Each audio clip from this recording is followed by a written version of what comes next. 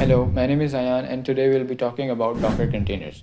So, Docker containers are the building block for your application, no matter what your application is.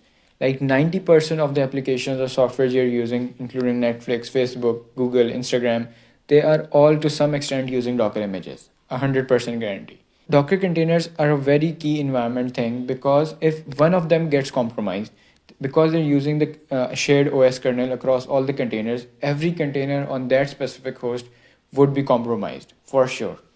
So you need to make sure that number one, you are using trusted base images.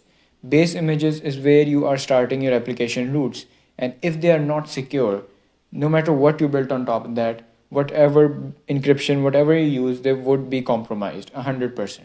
So you need to make sure you are going with the official base images. If they are not official, then at least try to check them and verify if they are not vulnerable. And then at number two, you need to make sure that you are using the limited privileges.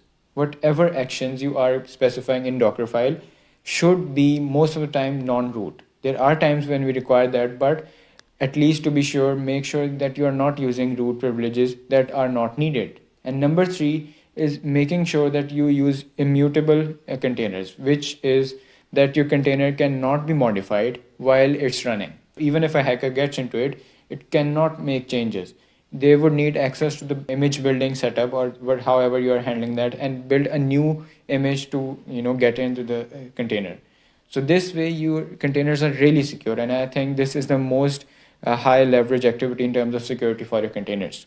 And then obviously at number four, you need to scan your new images all the time using Trivy, SonarQube, or whatever tool you want to use. Make sure you are implementing security, and then also make sure that security is being checked, because if you're using SonarQube and even when there are high vulnerability findings, you just allow the application to be deployed to production, then there's no use for your SonarQube. It's not even being used, I would say. So just don't document the tools on paper, but actually make the use of them.